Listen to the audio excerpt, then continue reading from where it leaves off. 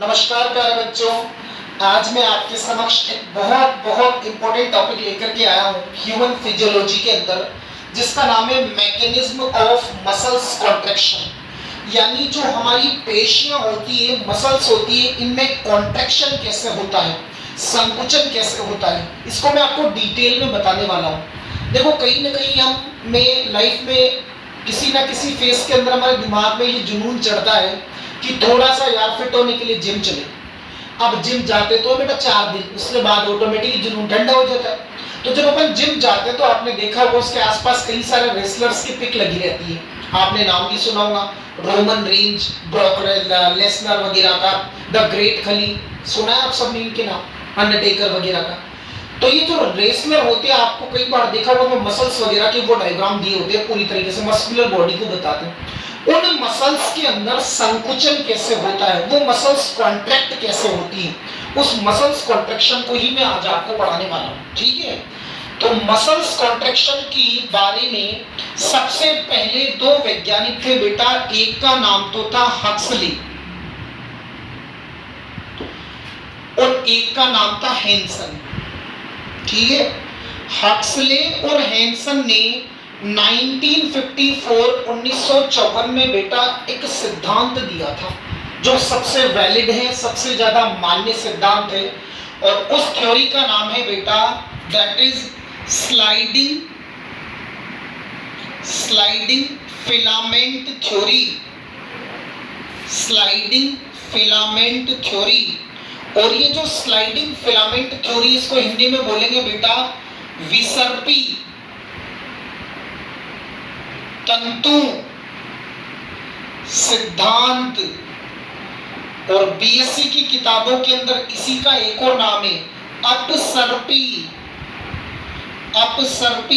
सूत्र सिद्धांत। बात एक ही है।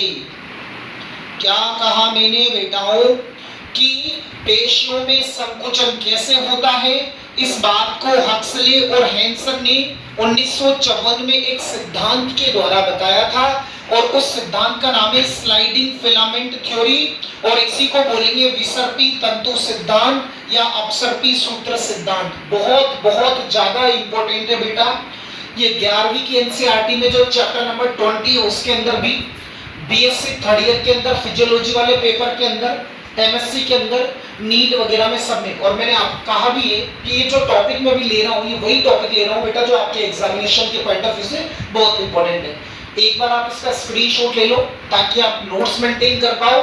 कैसे मसल्स में कॉन्ट्रैक्शन होता है उसको मैं बताऊंगा, और ये सिद्धांत कैसे काम करता है वो भी बताऊंगा, स्लाइडिंग फिलामेंट थ्योरी। स्क्रीनशॉट लें आप इसका। चलो आगे समझते हैं। देखो, जो जो बोलूं वो समझते चलना बेटाओं।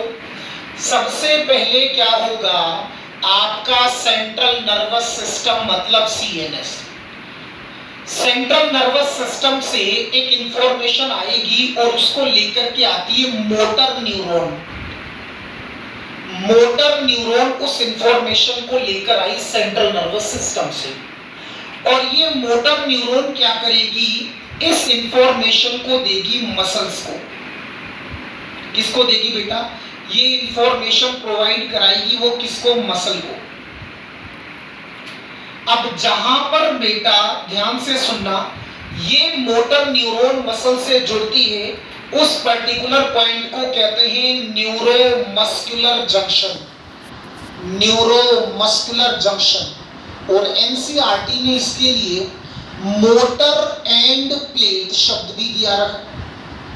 मोटर एंड प्लेट, बात एक ही है। कहने का मतलब ये है कि मान लो कि सपोज कि ये कोई न्यूरॉन है, ठीक है ना, ये लो न्यूरॉन रफली बना रहा हूं। न्यूरॉन के टर्मिनल है बेटा सिनेप्टिक नोड। अब न्यूरॉन किसी मसल से जुड़ेगी, तो न्यूरॉन जहां किसी मसल से जुड़ती है वो जंक्शन कहलाता है न्यूरोमस्कुलर जंक्शन या मोटर एंड प्लेट। तो जो भी सिग्नल आया होगा, मोटर न्यूरॉन उसको लाई और मसल्स को दे दिया। अब बेटाओं ध्यान रखना, जहां पर ये सिग्नल देती है उस टाइम पर एक न्यूरोट्रांसमीटर रिलीज होता है जिसका नाम है एसिटाइल कोलिन। एसिटाइल कोलिन नाम का न्यूरोट्रांसमीटर रिलीज होगा और ये यहाँ से जाता है बेटा टी सिस्टम के पास। का प्रश्न ये बनता है कि गुरुजी दोबारा से प्रकाश डालो। तो फिर से रिपीट कर रहा हूं कि कैसे कॉन्ट्रैक्शन होगा, पूरी बात समझ में आएगी। सेंट्रल नर्वस सिस्टम ने एक सिग्नल भेजा, दैट मींस एक्शन पोटेंशियल को प्रोड्यूस किया, वो जाएगा मोटर न्यूरॉन के पास, मोटर न्यूरॉन आएगी और उसको न्यूरोमस्कुलर जंक्शन के पास आकर मसल्स को दे देगी। वहां पर बेटा एक न्यूरोट्रांसमीटर प्रोड्यूस होगा एसिटाइलकोलिन, और ये जाकर के टी सिस्टम के पास चल जाएगा। अब कई बच्चे सोच रहे होंगे कि ये टी सिस्टम क्या होता है, इधर समझो ध्यान से बेटा। ये न्यूरॉन जहां मसल से जुड़ेगी, वापस इस डायग्राम पे फोकस करना बेटा, तो ये अपने एक्शन पोटेंशियल को इसको देगी मसल को, तो देकर उस एक्शन पोटेंशियल को अंदर तक भेजती है ये, इस वजह से टी जैसी स्ट्रक्चर बन जाती है। इस टी जैसी स्ट्रक्चर को बेटा टी सिस्टम बोला गया है।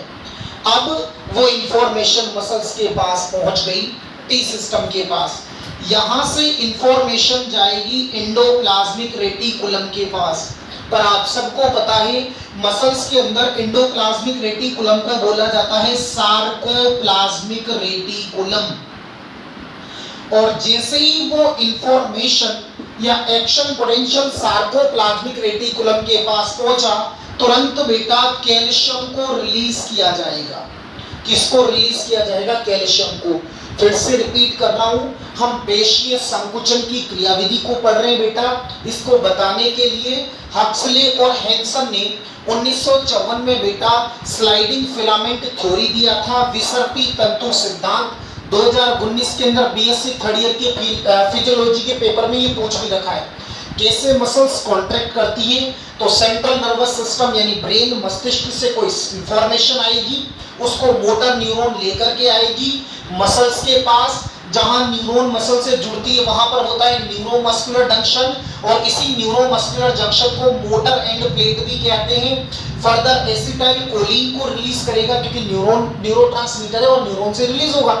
एसिटाइलकोलिन जाएगा बेटा टी सिस्टम के पास। अरे न्यूरॉन जहां मसल से जुड़ेगी, सिग्नल को देगी, वहां टी जैसी स्ट्रक्चर बनाएगी, तभी तो इंफॉर्मेशन अंदर तक जा पाएगी।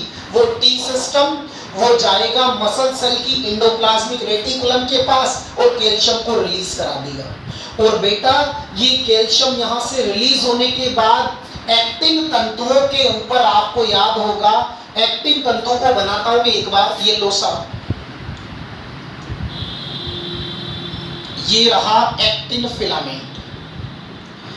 तुम्हें डीपली मैं पिछले लेक्चर में पढ़ा भी चुका हूं बेटा, इसके अंदर ये एक्टिन है।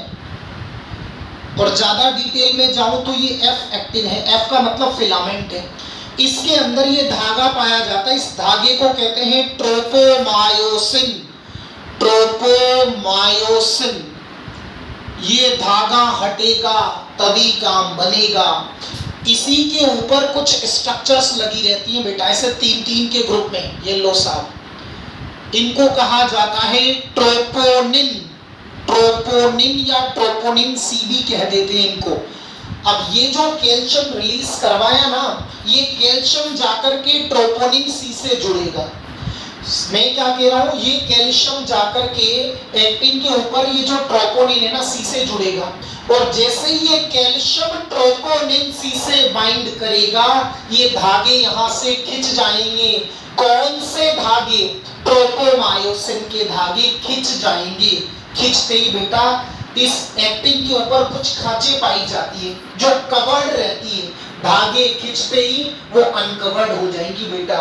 फिर से कह रहा हूं कि जैसे ही कैल्शियम रिलीज होगा, ये कैल्शियम जाएगा ट्रोपोनिन सी से जुड़ेगा, जुड़ने के बाद ये क्या करेगा, ट्रोपोमायोसिन जो धागा है उसको खींच देगा, एक्टिन की जो साइडें हैं बेटा वो खुल जाएंगी।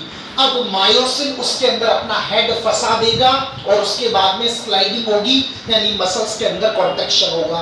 क्या मेरी बात यहाँ तक बिल्कुल क्लियर है? अरे यस और नो बेटा, क्या बात समझ में आ रही है? इतनी क्लियर? आप इसका स्क्रीनशॉट लेना बेटा, और इसके बाद हम कैसे वो काम कर रहा है, फंक्शन हो रही है, उसको समझाता हूँ। स्क्रीनशॉट ले लो आप इसका, फिर उसके बाद आगे चलते। देखो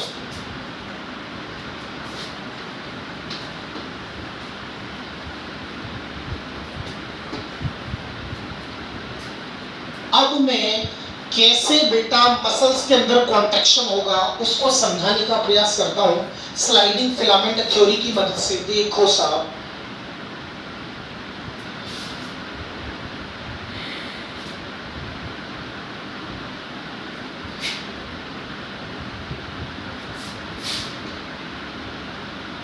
देखना ध्यान से, ये गोला जी एक्टिन और ये पूरा का पूरा एक्टिन, ये एनसीईआरटी के अंदर बना हुआ भी, ये बहुत इंपॉर्टेंट है, एग्जामिनेशन में आता है बेटा, तो देखना आप ध्यान से।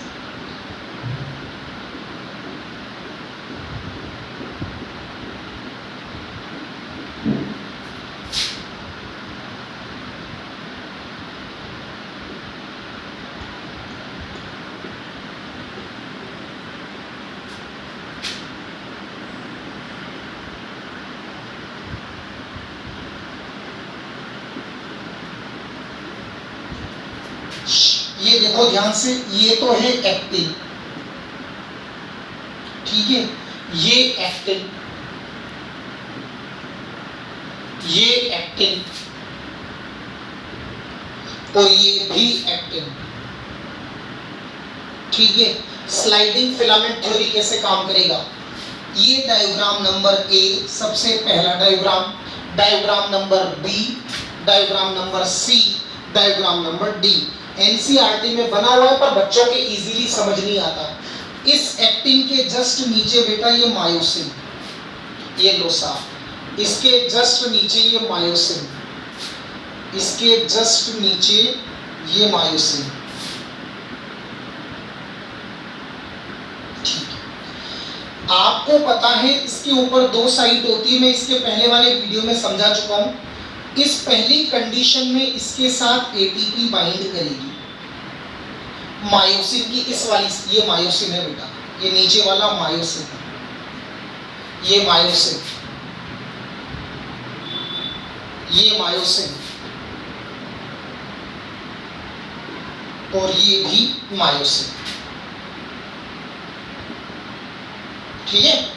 सबसे पहले एटीपी जुड़ेगी फर्स्ट केस के अंदर, एटीपी जुड़ते ही बेटा ये टूटेगी और टूटते ही बनेगा एडीपी प्लस आईपी। इसके ऊपर दो साइड होती है बेटा, आप सबको पता है, मैं पिछले लेक्चर में समझा भी चुका हूं। एडीपी प्लस आईपी टूट गई। अब ये जो एटीपी जुड़ी, ये टूटते ही बेटा इसने मायोसिन ने एनर्जी को कंज्यूम कर लिया, काम में ले लिया, लेते ही बेटा ये क्या करेगा, सीधा हो जाएगा मायोसिन का हेड, और सीधा होते ही यहाँ पर ये क्रॉस ब्रिज बन गया, क्रॉस ब्रिज बन गया, क्रॉस ब्रिज। आप बोलोगे क्या है मतलब सर, समझाना बेटा। एक्टिन ये था, पहले मायोसिन के साथ एटीपी जुड़ी, एक्टिवेट हो गई, अब एक्टिन के अंदर जो खांचे होंगी ना, उसमें मायोसिन का हेड जाकर के फंस गया, फंसते ब्रिज बन गया, ये बन गया क्रॉस ब्रिज। अब क्रॉस ब्रिज बनते ही वो एनर्जी को यूज करके उसको खींचेगा। अब तुम सोचो मैं जहां खड़ा हूं बेटा, यहाँ पर दो कुछ बक्से रखे, उनको मैं दोनों हाथों से खींचूंगा तो वो मेरी तरफ सरकेंगे कि नहीं सरकेंगे। सरकना मतलब कॉन्ट्रैक्शन, छोड़ना मतलब रिलैक्सेशन, यस और नो। तुम सोचो कि जब ये इसको खींचेगा, इधर मान लो तो एक तरफ का है, दूसरी तरफ का भी इसे खींचेगा, तो आप जानते हो सार्कोमियर, अरे सार्कोमियर सबको पता है ना, ये डायग्राम नंबर 3, ये 4, सार्कोमियर जानते हो ना, मसल्स कॉन्ट्रैक्शन की यूनिट होती है। अरे दो जेड लाइन के मध्य की दूरी कहलाती है सार्कोमियर, तो बेटा वो पास पास आ जाएंगी जेड लाइन, मतलब मसल्स में क्या हो गया, कॉन्ट्रैक्शन, ठीक है।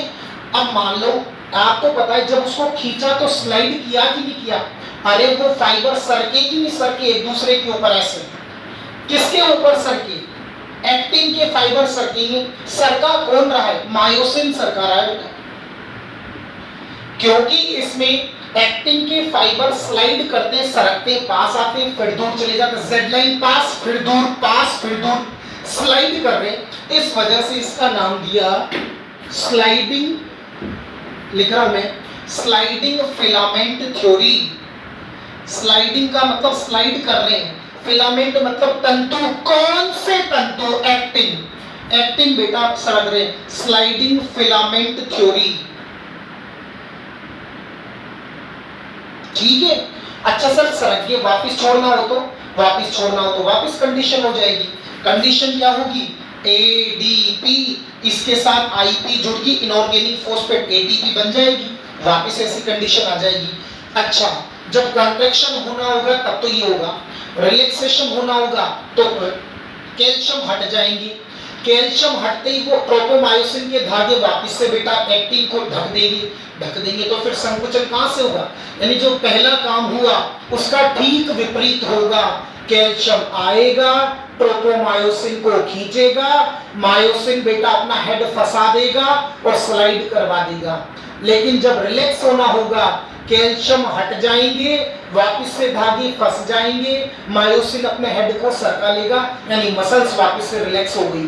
तो बेटा आई बैंड जो होते हैं वो सरक करके पास आ जाते हैं, वो कॉन्ट्रैक्शन, और बेटा वापस से जा रहे तो रिलैक्सेशन। जेड लाइन के बीच की दूरी घट जाती है, पास आ जाती है तो कॉन्ट्रैक्शन, और बढ़ जाती है तो दैट इज रिलैक्सेशन। तो ये जो थ्योरी है बेटा स्लाइडिंग फिलामेंट थ्योरी, ये डायग्राम आपके एनसीईआरटी में भी है, बीएससी में भी, इसको एक या दो बार देखना। क्यों कह रहा हूं मैं बार-बार ऐसा? क्योंकि बहुत इंपॉर्टेंट है बेटा। अगर आपको कोई डाउट लगता है तो मुझसे कमेंट सेक्शन में कमेंट करें ताकि मैं आपके डाउट सोल्व कर सकूं। Thanks a lot for watching me.